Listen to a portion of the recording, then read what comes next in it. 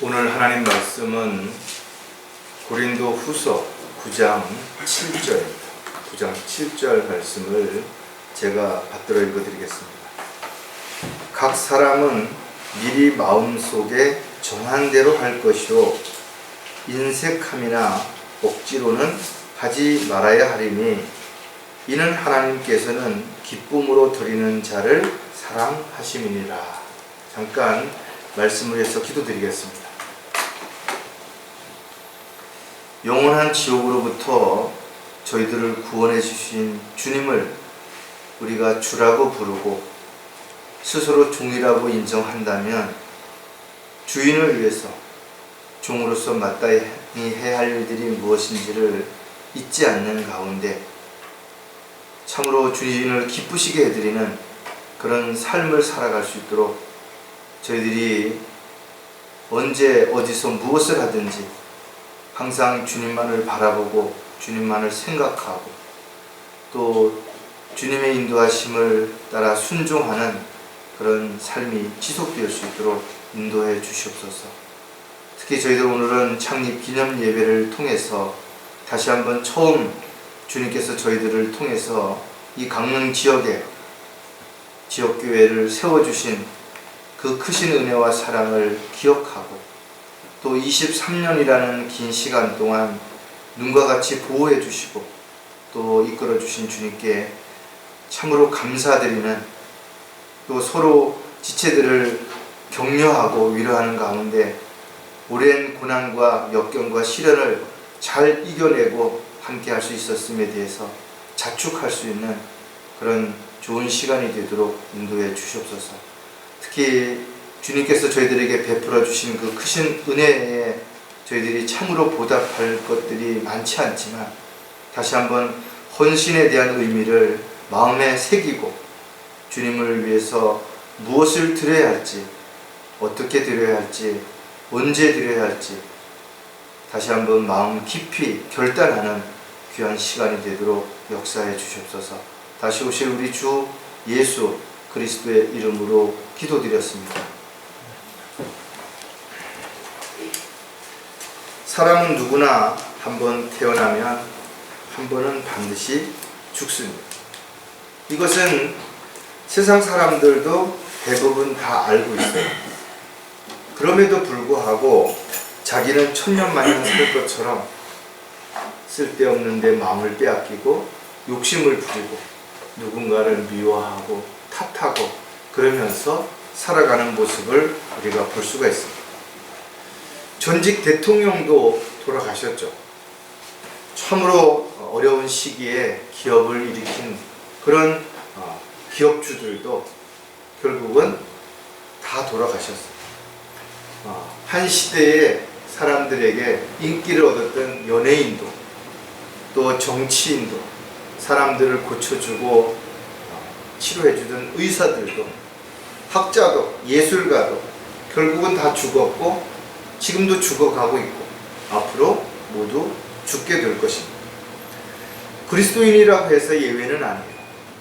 주님께서 우리가 살아있는 그 기간에 오신다면 우리가 죽지 않고 놀랍게 변화돼서 공중으로 올라가겠지만 우리 생애에 주님이 늦게 오신다면 저와 여러분도 언젠가 어디에서 어떻게 죽든 반드시 한 번은 죽음을 맞이하게 될 것입니다.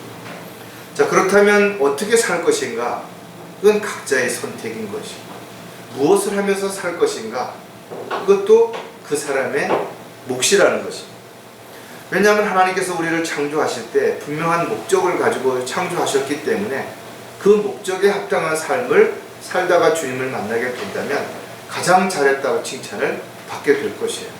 그러나 다른 사람을 흉내낸다든지 가식적으로 형식적인 종교 생활을 하다가 주님을 만나게 된다면 오히려 수치와 부끄러움을 당하게 될 수도 있을 것입니다. 저와 여러분은 어떤 노력이나 어떤 자격이 있어서가 아니라 단지 예수 그리스도를 믿음으로 인해서 하나님 자녀가 됐어요. 영원한 생명을 선물로 받은 것입니다. 또 다시 오실 주님을 기다리면서 산 소망 가운데 살아갈 수 있는 특권도 우리에게 주신 것이에요. 그렇다면 저와 여러분이 언제 어디서 무엇을 하든지 하나님의 뜻과 계획 안에서 살아가야 되는 게 분명한 것입니다. 또 이 세상으로부터, 죄로부터 철저하게 분리되고 구별되고 성별된 삶을 통해서 아름다운 그리스도의 향기가 나야 되겠죠.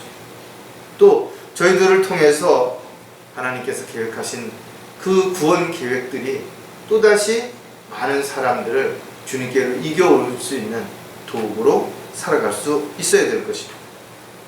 이유가 무엇이든지 간에 하나님의 영광을 가린다든지 또는 지체들을 실족하게 한다든지 복음이 전파되는데 거치는 자가 된다면 참으로 주님 앞에 서는 날 수치와 부끄러움을 받게 될 것입니다. 저와 여러분은 그럼 어떻게 살아야 될 것인가? 가장 중요한 것은 저와 여러분이 이 세상을 살아가는 동안 아름다운 간증의 열매들, 또 상과 유업을 받을 만한 그런 일들을 반드시 이루어 가야 되는 것입니다. 그러려면 우리가 자신이 가진 것이 무엇이든 주님 앞에 온전히 드려서 종으로 도구로 귀하게 쓰임을 받아야 될 것입니다. 자, 오늘 설교 제목은 누구를 위해 어떻게 헌신할 것인가? 많은 사람들이 부모를 위해서, 자식을 위해서, 또 이웃을 위해서, 직장 동료를 위해서, 다양한 어떤 단체나 모임을 위해서 헌신적으로 살아가는 사람들이 있습니다. 물론 그 자체를 잘못했다라고 말할 수는 없을 것이에요. 그러나 그렇게 살아간다 하더라도 결과는 언젠가는 죽게 될 것이고, 자신의 죄 문제를 해결하지 못한다면 결코 자신들이 했던 모든 것에 대한 어떠한 보상도 받지 못하고 죄값으로 인해서 지옥에 갈 뿐만 아니라 영원히 고통을 받아야 될 것이에요. 따라서 저와 여러분이 그렇듯이 교회라고 하는 것은 세상으로부터 특별한 목적을 위해서 불러냄을 받은 무리라는 것입니다. 그래서 저와 여러분이 이 땅에서 살아있는 동안 반드시 뭔가를 해야 되는 것이고, 그 일을 위해서 헌신적인 삶을 살아야 되기 때문에 사도 바울은 고린도에 편지하면서 그가 모든 사람을 위하여 죽으신 것은 산 자들이 이제부터는 더 이상 자신들을 위하여 살지 않고 자기들을 위하여 죽었다가 다시 살아나신 그분을 위하여 살게 하려는 것이라 했습니다. 사도 바울 역시도 뭐라고 말씀을 하셨나 하면, 살든지 죽든지 무엇을 먹든지 마시든지 주님의 영광을 위해서 그렇게 살아라고 우리에게 가르쳐 주는 것입니다. 따라서 저와 여러분이 주님을 위해서, 또 주님께서 원하시는, 주님을 기쁘시게 해드리는 삶이 무엇인지를 정확하게 알아야 돼요. 단지 지식적으로 아는 것이 아니라 알고 있는 것을 반드시 실행함으로 그 열매가 간증으로 드러나야 될 것입니다. 따라서 저와 여러분은 스스로에게 끊임없이 질문해 봐야 되는 것입니다. 내가 지금 올바르게 잘 살고 있는지, 주님의 뜻과 계획 가운데서 인도함을 받고 있는지, 성령님께서 원하시는 그런 헌신된 삶을 살고 있는지를 끊임없이 확인해보고 점검해보고, 만약에 그렇지 못하다면 즉시 무릎을 꿇고 자백하고 필요한 것들을 주님께 구할 뿐만 아니라 주님께서 바른 길로 인도해 주시도록 온전히 자신을 주님께 맡길 수 있는 그런 삶이 되어야 된다. 그러기 위해서 그리스도인들은 자신을 부인해야 되는 것이, 십자가를 져야 되는 것이, 그리고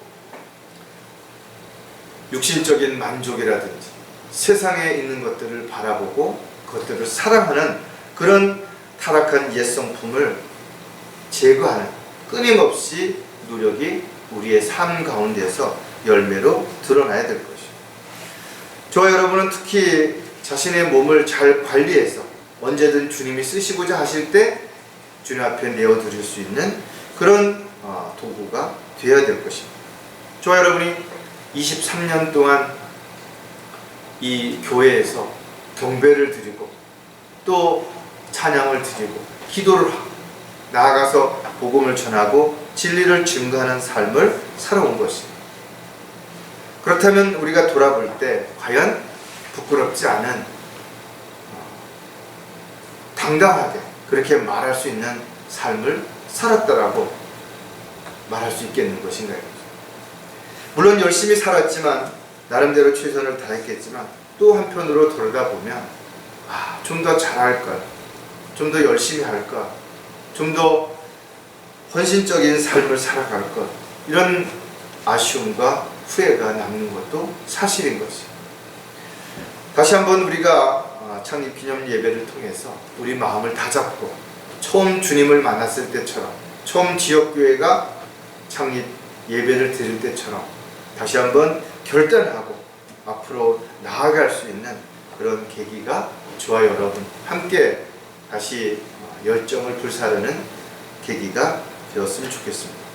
자, 누구를 위해 어떻게 헌신할 것인가 세 가지를 하나씩 살펴볼 텐데, 첫 번째가 주님을 위해 자신을 드려야 된다 이거죠. 다른 사람이 어떻게 하든 가장 중요한 것은 나와 하나님과의 관계를 어떻게 바로 세우고 또 주인과 종으로서의 어떤 역할을 어떻게 감당해낼 것인가가 가장 중요하다 이거죠. 그러기 위해서는 무엇보다도 우리가 주님을 향한 열정이 있어야 되는 것이.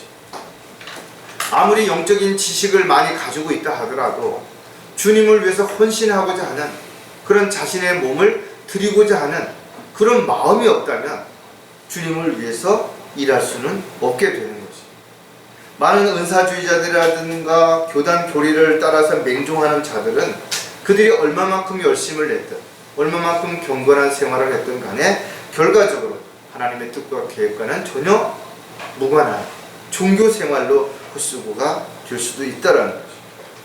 따라서 저 여러분이 심판석에서 어떤 결과를 받게 될지에 대한 부분을 정확하게 성경적으로 알아야 되고, 또 그런 것을 알았다면 부끄럽지 않은 모습으로 주님 앞에 발견될 수 있도록 각자가 있어야 할 자리에서 해야 할 일들이 무엇인지를 잘 알고 그것에 순종하고 헌신하는 삶이 반드시 되어야 될 것입니다. 우리가 주님 앞에 헌신하지 못하는 가장 큰 이유 중에 하나는 주님과 나 사이에 죄가 들어오게 되면 교제가 단절이 되죠. 그리고 주님 앞에 헌신하고자 하는 그 마음이 사라지게 되는 것입니다.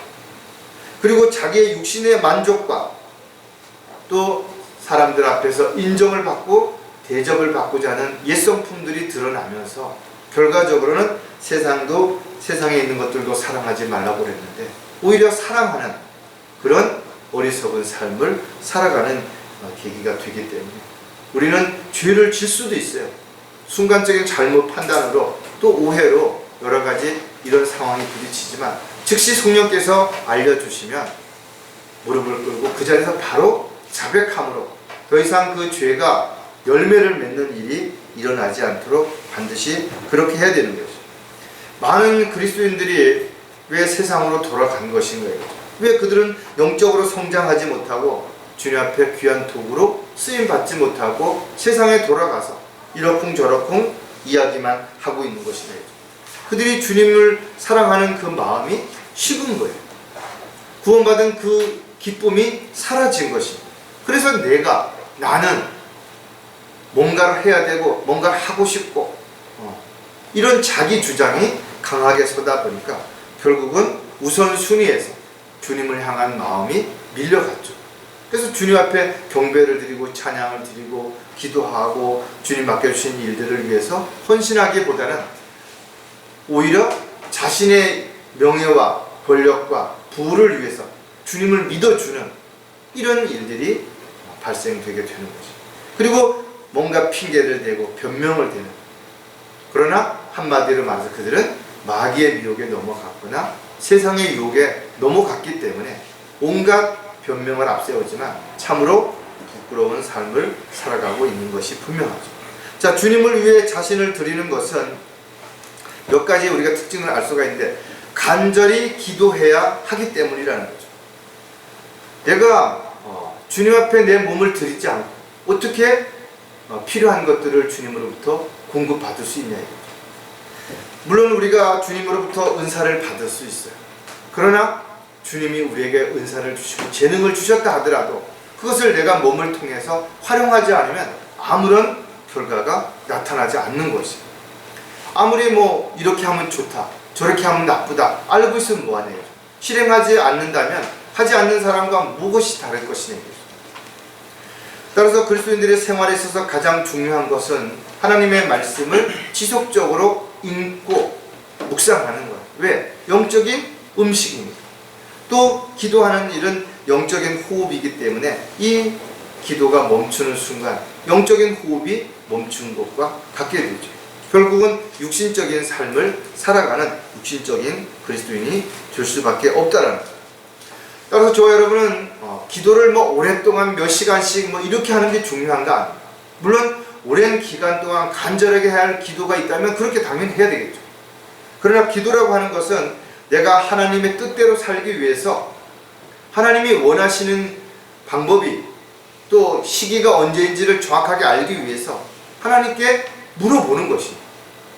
그러면 주인이신 주님께서 우리에게 그걸 알려주시는 것입니다. 또 그것을 할 수 있도록 지혜와 능력과 환경과 여건들을 조성해 주시는 것입니다. 마치 때를 쓰는 것이 아닌 것입니다.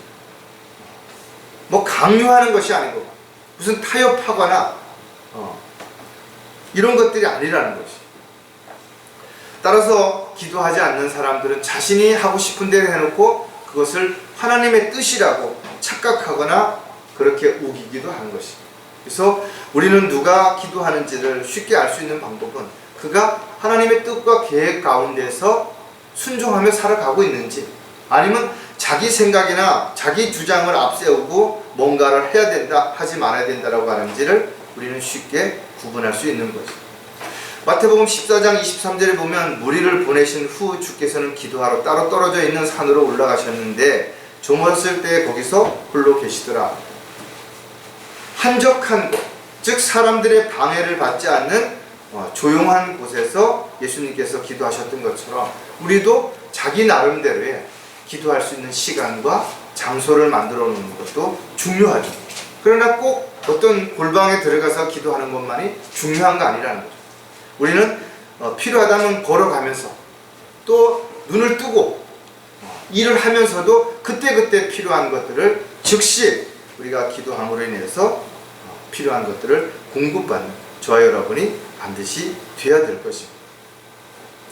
많은 사람들이 곁길로 간 가장 큰 이유 중에 하나는 기도하지 않았기 때문에 그 길을 몰랐던 것이, 또 성령께서 인도해 주시려고 하는데도 불구하고 그 성령님의 음성에 스스로 귀를 막았기 때문에 듣지 못했으니까 엉뚱한 길로 가는 것입니다. 따라서 저와 여러분이 언제 어디서든지 간에 먼저 나서지 말고, 먼저 앞서지 말고, 먼저 자기 주장을 세우지 말고 주인이 무엇을 원하시는지, 언제 그렇게 하길 원하시는지를 조용히 기도하고 귀를 기울이는 저와 여러분이 되려면 가장 먼저 자신의 몸을 주님께 내어드리는 계기가 되어야 될 것입니다. 주님을 위해 자신을 드리는 또 다른 이유가 뭔가 하면 일꾼이 되어야 하기 때문이라는 거죠. 일꾼은 주인의 명령에 따라서 일을 하는 사람들입니다. 일을 잘해야 되는 것도 중요하지만 더 중요한 것은 주인의 명령에 따라서 합당하게 일을 해야 된다는 거죠. 그냥 자기가 하고 싶은 대로 자기 마음대로 일을 해서는 안 되는 것이에요. 왜? 하나님은 우리에 대한 계획을 가지고 계시기 때문에 그렇습니다. 따라서 신앙생활에 있어서 가장 기본이 되는 것 가운데 하나는 우리는 종이라는 사실을 인정하는 것이고, 종이라면 더 이상 주인 행세를 하거나 주인의 이름이나 명예를 앞세워서 자신의 유익을 취하려고 하는 사꾼이 돼서는 안 된다라는 거죠. 따라서 우리가 종으로서, 일꾼으로서 주인에게 쓰임을 받으려면 먼저 성장해야 되는 거죠. 기저귀 차고 전쟁에 나가서 싸울 수는 없다라는 거죠.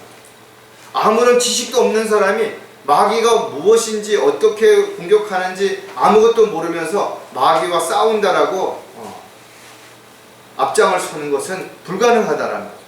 따라서 반드시 영적으로 성장해야 되고, 그러기 위해서는 우리는 지속적으로 양육을 받아야 되고, 또 스스로 공부를 해서 우리가 더욱더 영적으로 성장하는 계기가 되어서 장성한 분량에 모두 다 이룰 수 있어야 되는 거죠.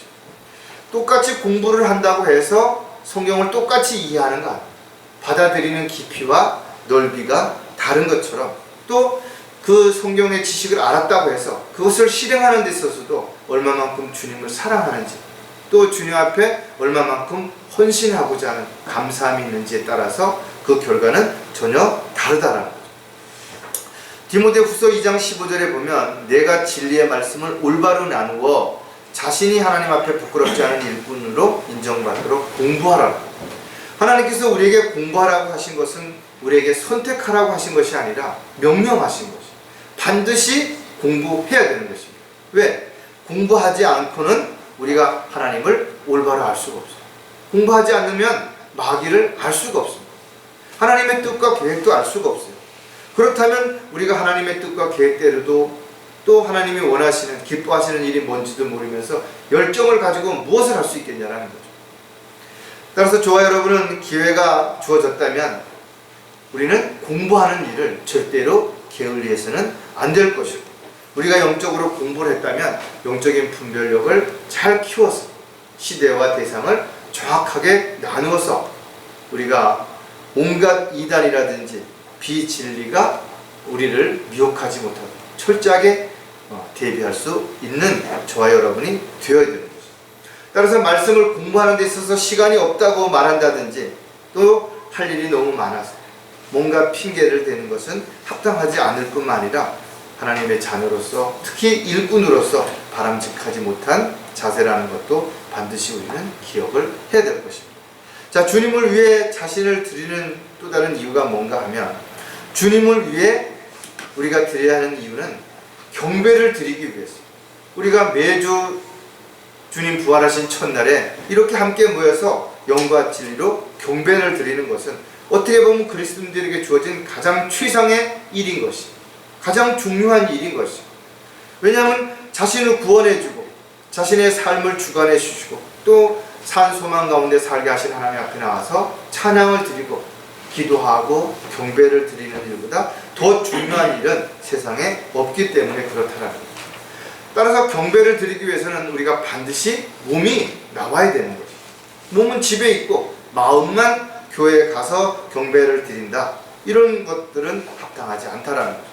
물론 우리가 어떤 장소가 중요한 건 아니지만 사랑하는 지체들과 함께 모여서 함께 같은 영 안에서 주님 앞에 찬양을 드리고 경배를 드리는 것은 너무나 소중한 것이고, 또 경배를 통해서 우리가 하나님의 뜻과 계획을 더 깊이 알 뿐만 아니라 주님 앞에 헌신할 수 있는 마음의 결단하는 계기도 가질 수 있기 때문에 그런 것입니다. 그러나 아무나 경배를 드리고 싶다고 해서 경배를 드릴 수 있는 것이 아니죠. 요한복음 4장 24절에 보면 하나님은 한 영이시니 그분께 경배드리는 자들은 영과 진리로 경배드려야만 하리라고 하시니라. 즉 영이 거듭나고 진리 안에 있지 않는 사람들은 경배를 드릴 수 없다라는 거죠. 아무리 웅장하고 수많은 사람들이 모이고 수천 명의 성가대가 있다 할지라도 그런 예배를 하나님은 기뻐 받으시지 않으시는 거죠. 왜? 구원받지 않은 사람들이 드리는 예배는 형식적이고 가식적인 종교 행위에 불과하기 때문에 그렇다는 거죠. 그러면 누가 거듭났는지, 누가 진리 안에서 경배를 드리는지 하나님 어떻게 아시냐? 각 사람의 마음과 생각을 다 알고 계시기 때문에 하나님은 다 아시는 거죠. 누가 형식적으로 흉내를 내고 있는지, 또 마지못해 억지로 나와서 앉아만 있는지 하나님은 그 마음을 다 보시는 것이. 따라서 우리가 경배 드리러 나왔을 때 딴 생각을 한다든지 또는 마음이 다른 곳에 가 있다든지, 그렇다면 주님 보시기에 참으로 가증스러운 행위가 될 수 있기 때문에 여러분들이 경배 드릴 때는 온전히 하나님의 말씀에 집중하고 오직 주님만을 바라보고 주님의 음성에 귀를 기울이는 그런 시간들이 반드시 되어야 될 것입니다. 어떠한 이유로도 경배를 소홀히 하는 것은 주님 보시기에 합당하지 않은 것이고, 또 그것이 자신이 해야 할, 자신을 드려야 하는 일 중에 옳지 않다라는 것도 우리가 기억을 한다면 우리가 주님을 위해서 가장 먼저 자신의 몸을 드리는 것이 중요하다. 자, 누구를 위해 어떻게 헌신할 것인가? 두 번째는 주님을 위해 시간을 드려야 된다는 거죠. 주님을 위해서 시간을 드리는 것은 누구나 할 수 있는 것처럼 보여질 수 있지만 누구나 할 수 있는 것은 아닌 것이. 왜?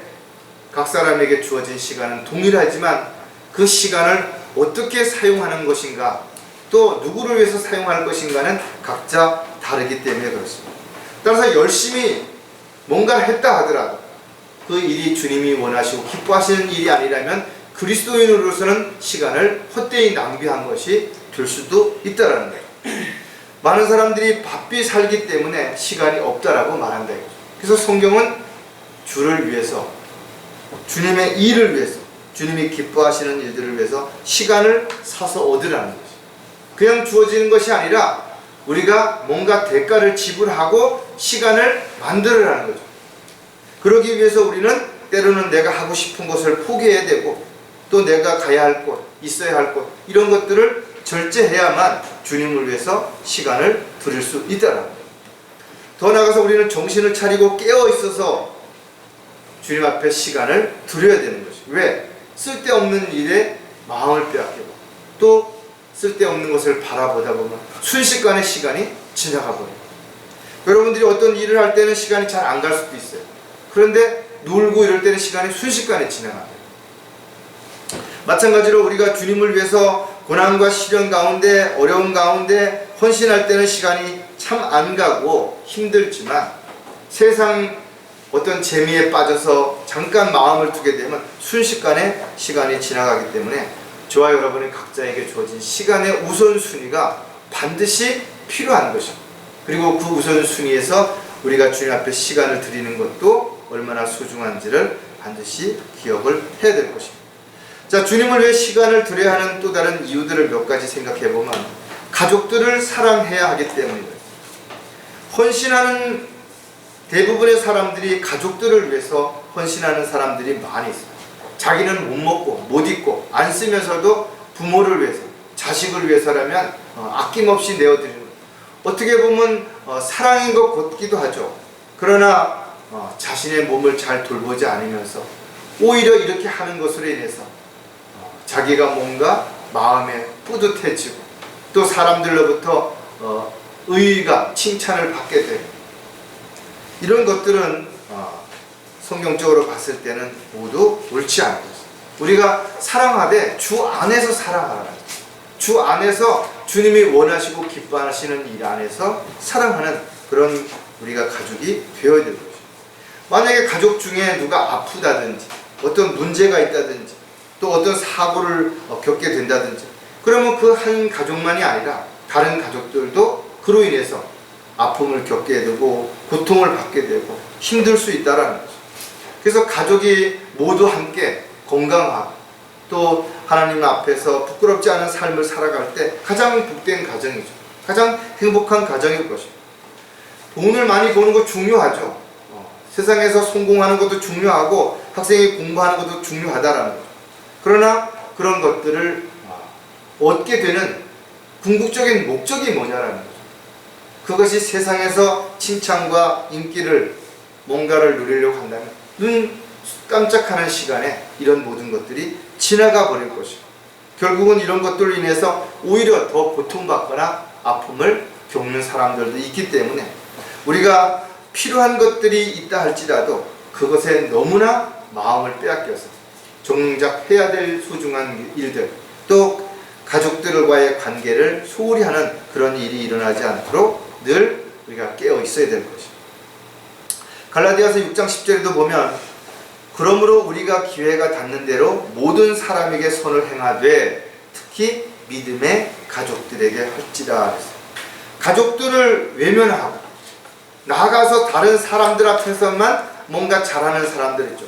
사회 봉사자들, 자원봉사자, 사회사업가, 독지가 이런 사람들 중에는 가족에게 아주 소홀한 사람들이 있어요. 인색한 사람들이 있어요. 그런 사람들로 인해서 가장 가까운 사람들이 더 힘들고 피해를 보고 어려움을 겪는데 오히려 모르는 사람들, 이런 사람들에게는 가서 자신의 이름을 드러내고 뭔가 물질적인 시간적인 도움을 줌으로 인해서 사람들에게 칭찬을 받는 이런 어리석은 사람들도 얼마든지 있다는 거예요.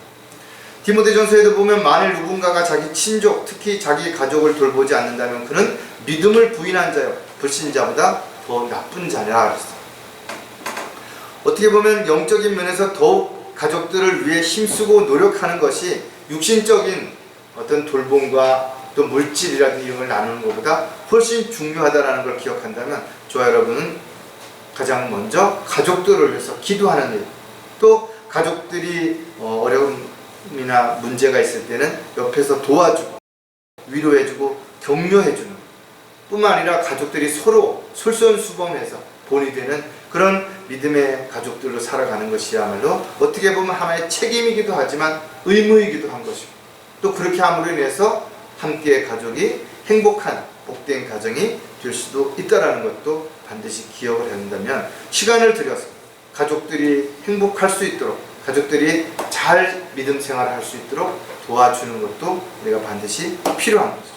자, 주님을 위해 시간을 들여야 하는 것은 또 어떤 이유가 있는가 하면 지역교회를 섬겨야 하기 때문에, 저와 여러분이 각 가정에서, 각자의 직장에서 각자의 역할을 잘하고 가족들을 잘 돌보는 일을 한다 하더라도 지역교회는 또 지역교회 나름대로 해야 할 일들이 있는 거예요. 왜? 여러분들은 지역교회 회중이고 지체이기 때문에 반드시 지역교회 안에서 뭔가 해야 할 역할이 있다라는 거예요. 아직까지 자기가 어떤 역할을 해야 되는지 모르고 있다면 지역교회 회중으로서 직무유기를 하는 것이 되는 거예요. 따라서 지역교회가 굳건히 세워지고 주님의 사역을 이루어가기 위해서는 어떤 특별한 한 사람만 열심히 해서 되는 게 아니라 지체들이 모두가 하나가 되어서 함께 같은 믿음 안에서 마귀를 대적하고 또 세상의 유혹을 이겨낼 때 그것이 가능하다라는 거죠. 하지만 지역교회가 강건해지는 거 쉽지 않죠. 또 지역교회가 지속적으로 교회 역할을 하는 거 쉽지 않죠. 왜? 마귀는 지역교회를 수단과 방법을 가리지 않고 파괴시키려고 하는 거죠. 많은 지역교회들이 세워졌지만 파괴됐다 이거죠. 또 다양한 방법으로 비난하기도 하고 모함하기도 하고 비방하기도 하고 분열을 일으키기도 하고, 이렇게 해서 지역교회에 온갖 다툼과 분열과 이런 것들로 인해서 어려움이 있고 영적 전쟁에서 많은 사람들이 실족하고 세상으로 다시 돌아가는 이런 일들이 일어난다는 거죠. 따라서 지역교회 회중이 되었다는 것은 내가 이 지역교회의 지체로서 반드시 나의 역할이 있다는 것을 먼저 알고 그 역할에 충실해야 됩니다. 자, 고린도후서 8장 11절에도 그러나 이제는 그 행동을 실천하라. 그리하여 마음에 준비했던 대로 너희가 가진 것에서 그것을 실천하라. 자신이 무엇을 가지고 있든 또 어떤 역할을 할 수 있는 능력이 있든 간에 실천하는 것이 중요한 거예요. 아주 작은 것이라도 실천했을 때는 그로 인해서 열매가 맺어지지만 그냥 생각만 하는 것, 말만 하는 것으로는 아무런 열매도 맺어지지 않는 것입니다. 따라서 아무리 많은 지식과 경험을 가지고 있다 할지라도 실천하지 못하는, 즉 믿음이 있다 하더라도 실행하지 못하는 죽은 믿음과 같은 그런 것들은 아무런 도구도 일꾼으로도 쓰임받을 수 없게 되는 것입니다. 따라서 지역교회가 더욱 강성할 수 있도록 우리는 각자의 역할을 잘 감당해야 될 것이고, 또 자신이 받은 은사나 재능을 주님을 위해서 시간을 투자하고, 그래서 지역교회가 더 강해질 수 있도록, 더 헌신적인 교회가 될 수 있도록 그렇게 할 수 있는 저와 여러분이 반드시 되어야 될 것입니다. 자, 주님을 위해 시간을 들여야 하는 또 다른 이유는 뭔가 하면 직분에 충실해야 하기 때문이라는 거예요.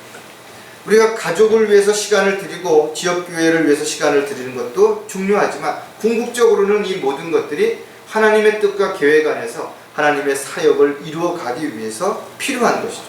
따라서 우리가 하나님께서 우리에게 맡겨주신, 특히 마지막 때에 부름을 받은 저와 여러분은 모두 복음을 전파하고 진리를 증거하는 이 일에 우리가 도구로 일꾼으로 부르심을 받았다라는 것도 반드시 기억한다면 이 일을 절대로 소홀해서는 안 되는 것이죠.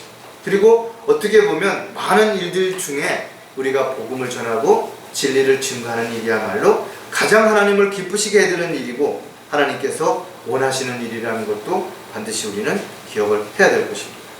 사도행전 13장 2절에 그들이 주를 섬기며 금식하고 있을 때 성령께서 말씀하시기를 내가 불러 시키는 일을 위하여 바나바와 사울을 내게 따로 구별해 놓으라 하시니다. 하나님께서는 항상 하나님의 일을 위해서 또 하나님의 어떤 계획을 위해서 구별시켜 놓는다. 그리고 저와 여러분들도 마찬가지로 뭔가 어떤 일을 위해서, 목적을 위해서라면 구별시켜 놓고 따로 떼어 놓는 것이 필요한 것입니다. 시간도 따로 떼어 놓아야 되고 물질도 또 따로 떼어 놓아야 되고, 또 우리가 어떤 뭔가를 위해서라면 반드시 따로 준비해 놓은 것들이 있어야 돼요. 그것이 자원에서 기쁨으로 그렇게 해야 된다는 거죠. 어떤 이유로든 간에 하나님이 맡겨주신 일들을 소홀히 하면서 자신이 원하고 기뻐하는 일을 이루기 위해서 시간을 들이고 또 자기 마음을 빼앗기고 있다면 이 또한 하나님의 일꾼으로서 합당치 않은 삶을 살아가고 있는 것입니다. 아무리 바빠도 가장 먼저 우선순위로 해야 되는 일은 하나님의 일을 위해서는 시간을 따로 떼어놓는 저와 여러분이 되을 때 우리가 그리스도의 심판석에 나와서 수치와 부끄러움을 당하지 않게 될 것입니다. 자, 마지막으로 누구를 위해 어떻게 헌신할 것인가? 주님을 위해 물질을 드려야 된다. 내 몸을 드리고 시간을 드렸어요. 근데 물질은 아까워서 내어놓지 못하는 사람들도 있을 수 있다. 또 분명 자신이 하나님께서 주신 재능과 능력, 건강, 환경과 여건을 통해서 이런 모든 것들을 공급받았음에도 불구하고 자신이 잘나서 물질을 많이 본 것처럼, 그래서 그것을 드리는 데 있어서 인색한 그런 사람들도 있다라는 거예요. 그리스도인들은 주님을 위해 자신이 가진 것이 무엇이든지 언제든지 내어놓을 준비가 되어 있어야 됩니다. 왜? 우리는 내가 가진 모든 것들이 내 것이 아니라 주인의 것을 관리하는 청지이기 때문에 그렇다는 거죠. 저와 여러분 너무나 잘 알고 있는 것처럼 고린도전서 4장 7절에 보면 누가 너를 구별시켰느냐? 내가 가지고 있는 것 중에서 받지 않는 것이 무엇이냐? 이제 내가 받았다면 어찌하여 받지 않은 것처럼 자랑하느냐. 저와 여러분이 뭔가를 많이 가지고 있다면 우리가 잘 먹고 잘 살라고 하나님이 주신 거 아니에요. 그것을 주신 것은 그것을 쓰실 때가 있기 때문에 우리에게 맡기신 것이라 이거죠. 내가 많이 맡았든 적게 맡았든 중요한 것은 하나님이 원하시는 일에, 하나님이 기뻐하시는 일에 잘 사용하고 있다면 그게 가장 잘하는 것이에요. 특별히 자신에게 물질을 더 많이 주셨을 때 그 물질을 잘못 사용하게 되면 오히려 그것으로 인해서 수치와 부끄러움을 당할 뿐만 아니라 죄를 짓는 결과를 가져올 수도 있죠. 출애굽기 13장에 보면 너는 태를 여는 모든 것과 내가 소유하고 있는 짐승에게서 나온 촛배 새끼를 주께 따로 떼어 놓을지니 그 수컷들은 주의 것이니라. 그러니까 하나님께서 주신 것들에게 일부를 먼저 떼어 놓으라. 가장 소중한 것, 촛배 새끼부터 하나씩 떼어 놓는 이런 일들이 필요하다라는 거예요. 즉 떼어 놓다라는 말의 의미는 다른 목적을 위해서 구별시키다, 분리시키다, 이런 의미를 가지고 있는 것이죠. 그러니까 분리시킨 것을 가지고 다른 목적에 위해서 시키는 걸 가지고 또 다른 어떤 일에 쓰면 안 되는 거죠. 그리고 그것이 우선순위가 가장 먼저 되어야 되는 거죠. 그래서 성경은 우리에게 많은 것을 드리는 것을 잘했다라고 말하는 게 아니에요. 자원해서 기쁨으로 드리는 것을 하나님이 사랑하신다는 거죠.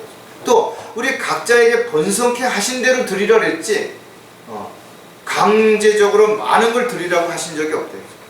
예수님께서도 두 렙돈을 드린 과부를 칭찬했지 아나니와 사피라처럼 많은 것을 드리고서도 일부를 감춘 것을 칭찬하지 않았다는 거죠. 반드시 우리가 기억을 해야 될 것이다. 자, 그렇다면 주님을 위해 물질을 드려야 되는 것 중에 가장 먼저 우리가 왜 그래야 하는 것인가? 내 것이라고 주장하지 않기 때문이라는 거죠. 저와 여러분이 건강을 타고난 것도 하나님이 주신 것이에요. 또 열심히 노력해서 뭔가를 이룬 것도 하나님께서 시간과 또 환경과 여건들을 조성해 주신 것이에요. 우리가 건강을 지속할 수 있는 것도 하나님이 돌봐주신 것입니다. 하지만 하나님이 주신 것들을 내가 마음대로 쓰거나 잘못 관리하게 되면 건강을 잃을 수도 있죠. 또 물질을 낭비하거나 절제하지 못한다면 모든 것들을 다 잃어버릴 수도 있다는 것이죠. 따라서 모든 것을 다 얻었다 할지라도 우리가 건강을 잃게 된다면 또 다 잃게 되는 것과 같을 수도 있어요. 왜? 우리 몸이 건강하지 못하면 주님을 위해서 우리가 도구로 쓰임받을 수 없기 때문에 그렇다. 따라서 우리가 몸을 잘 지키는 것도 하나님의 일이고 우리가 몸이 아프다든지 어떤 문제가 생기면 즉시 병원에 가서 치료를 받는 것도 잘하는 것입니다. 왜? 우리 몸은 내 것이 아니라 하나님의 것이기 때문에 그렇죠. 고린도전서 6장 19절에 보니까 또한 너희 몸은 너희가 하나님으로부터 받은 바 너희 안에 계신 성령의 전인 것을 알지 못하느냐. 너희는 너희 자신의 것이 아니니라 그랬어요. 그렇기 때문에 하나님의 것인 너희 몸과 너희 영으로 하나님께 영광을 돌리라 그랬죠. 그래서 건강을 잘 돌보는 것은 우리가 오래 살고 뭔가 세상에서 부귀영화를 누리면서 살려고 하라는 의미가 아니라 언제든 주님이 부르셨을 때 주님의 일꾼으로 도구로 내어드려서 쓰임 받을 수 있도록 하기 위해서 그렇게 하라는 것입니다.